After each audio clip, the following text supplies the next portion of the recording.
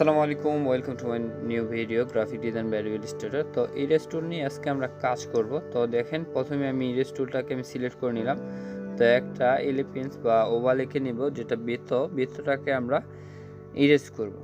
বৃত্তটাকে এই ইরেজ টুল কীভাবে ব্যবহার করতে হয় তাই আজকে দেখাবো এই ইলিপস বা আপনার এই বৃত্তটার মধ্যে। তো আমরা ইরেজ টুলটাকে আমরা সিলেক্ট করে নিলাম। দেখেন, আমাদের যে কোনো জায়গা যদি আমাদের প্রয়োজন নেই, ডিজাইনের ক্ষেত্রে দেখবেন অনেক জায়গার মধ্যে আমাদেরকে ওই জায়গাটা আমাদের প্রয়োজন নেই, আমাদেরকে ইরেজ করতে হবে। তো এই দেখেন, এখানে ইরেজ টুল দিয়ে আমরা যে কোনো জায়গাকে পার্মানেন্ট ইরেজ করতে পারবো। দেখেন, পার্মানেন্ট কিন্তু ইরেজ হয়ে যাবে, এটা মনে রাখবেন।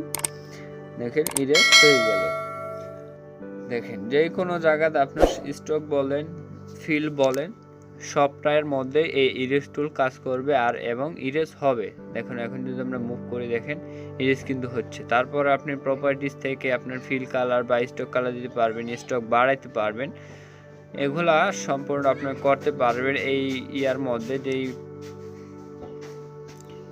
প্রপার্টিসটা আছে ওটার মধ্যে আপনি ইচ্ছা করলে করতে পারেন। দেখেন, আমি স্টকটা দিলাম, স্টকটা দেওয়ার পরে দেখেন অনেকটা সুন্দর দেখা যাইতেছে। তো তারপরে দেখব হলো 2 নাম্বার ইরেজ টুলটা। তো 2 নাম্বার ইরেজ টুলটাকে দেখব আমরা কি দিয়ে, আমরা পলিগন টুল দিয়ে দেখব। তো পলিগন টুলটাকে আমরা এখন একটা এঁকে নিব। আপনি স্টক রাখলেও পারেন, স্টক না রাখলেও পারেন। আমি দেখেন, এটাকে আমরা ডিভাইড করব। ডিভাইড বলতে আমরা 2 ভাগে ভাগ করব এই ইরেজ টুলটাকে। তো এই ইরেজ টুলটাকে 2 ভাগে ভাগ করার জন্য আমাদেরকে এই স্কেল টুলটাকে নিতে হবে। নেওয়ার পরে যেটার মাউস যেই পয়েন্টগুলো আছে, অ্যাঙ্করগুলো আছে, যে ওই অ্যাঙ্করগুলোর মধ্যে আপনি শুধু ক্লিক করবেন। ক্লিক করার পরে দেখবেন ডিভাইড হয়ে গেছে, ভাগ হয়ে গেছে, 2 ভাগে ভাগ হয়ে গেছে। কিন্তু দেখেন, আমরা আবার কন্ট্রোল জেড দিয়ে বেগে চলে আসলাম। এখন এটার স্টকটাকে অফ করে দিলাম। এখন যদি আমরা করি, দেখি এখন হয় কি না। দেখেন, সেম ওইটা টুল নিলাম, তারপরে যেই ইয়াগুলো আছে আমাদের, এখন কর্নার দিয়ে করব। দেখেন, অ্যাঙ্করগুলোর মধ্যে শুধু আমি ক্লিক করলাম। ক্লিক করার পরে দেখেন আমাদের বাঁক হয়ে গেছে কিন্তু। তো এইভাবে আপনারা যদি বাঁক প্রয়োজন হয়, আপনারা এইখান থেকেও করতে পারেন, বা বাউন্সের রাইট বাটন ক্লিক করলে বা আপনার ওই উইন্ডো থেকে পাথফাইন্ডার দিয়েও আপনারা করতে পারবেন। তো এইখানে আমরা সুন্দরভাবে আমরা দেখেন ইরেজ টুল দ্বারা হয়ে গেল। তো দেখেন, আমাদের মাঝখানে কিন্তু কোনো অ্যাঙ্কর নেই। এখন যদি আমরা কোনো অ্যাঙ্করে ক্লিক করি, ডাইরেক্ট আমাদের একটা পয়েন্ট কিন্তু কেটে যাবে, একটা কর্নার সম্পূর্ণ কেটে যাচ্ছে। তো একটা কথা মনে রাখবেন, মাঝে যদি কোনো অ্যাঙ্কর না থাকে, তাহলে আপনার ওই সাইডের অ্যাঙ্করগুলোর জন্য যদি ক্লিক করেন, তাহলে ওই অ্যাঙ্করগুলো কাজ করবে না, কারণ মিডল আপনার অ্যাঙ্করগুলো নেই, তাই জন্য ফাঁকা হয়ে রয়েছে। তো প্রথমে আপনি অ্যাড অ্যাঙ্কর পয়েন্ট দিয়ে আপনি একটা অ্যাড করবেন, তারপরে কাজ করতে পারবেন। তো আশা করি বুঝতে পেরেছেন। তারপরে দেখব হলো 3 নাম্বার ইরেজ টুলের কাজ। তো 3 নাম্বার ইরেজ টুলের কাজ হলো নাইফ। তো একটা আমরা রেক্টেঙ্গেল বা রাউন্ড রেক্টেঙ্গেল নিয়ে নিই। তো এটাকে একটা নিয়ে নিব। নেওয়ার পরে আমরা দেখেন কি করি, আমরা এটাকে কালার চেঞ্জ করে নিই। নেওয়ার পরে আমরা এখন সিলেক্ট করব। দেখেন, এটাকে এখন সিলেক্ট করলাম। দেখেন, এখন আমরা শুধু এটার উপর দিয়ে যেইভাবে আমরা এটাকে ড্র করব, সেম ওইভাবে কিন্তু এটা বাঁক হয়ে যাবে।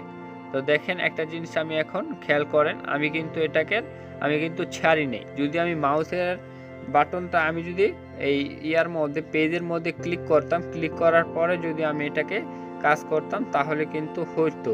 দেখেন, দোনোটা কিন্তু একসাথে, এখনও আমি মাঝে ক্লিক করি নাই, তাই জন্য অ্যাড হয়ে রাখছে, দোনোটা একসাথেই আছে। তো এখন আমরা আবার এখন ডাইরেক্ট সিলেকশন নেব। ডাইরেক্ট সিলেকশন নিলেও কিন্তু কাজ হচ্ছে না। তো আপনাকে কি করতে হবে, আপনাকে ছেড়ে দিতে হবে। দেখেন কিভাবে, এইভাবে নিয়ে তারপর আপনাকে ছেড়ে দিতে হবে, ছেড়ে দিলেই হবে।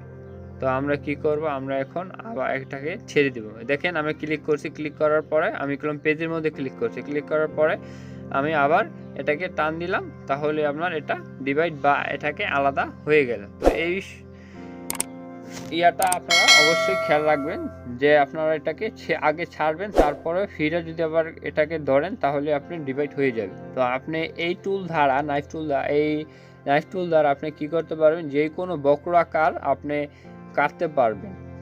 ওই ডিভাইড যে স্কেল আছে ওইটা দিয়ে তো আপনি শুধু অ্যাঙ্কর পয়েন্টগুলো ক্লিক করে আপনার অ্যাঙ্করগুলোর মধ্যে ডিভাইড করতে পারতেন, কিন্তু এই টুল দ্বারা আপনারা সরাসরি কি করতে পারবেন, যে কোনো বক্র আকার, যে কোনো আঁকা বাঁকা আকার করেও আপনি এটাকে ভাগ করতে পারবেন। তো চলুন আরেকটা এলিপস নিয়ে বা আপনার ওভাল নিয়ে আমরা এটাকে ভাগ করি।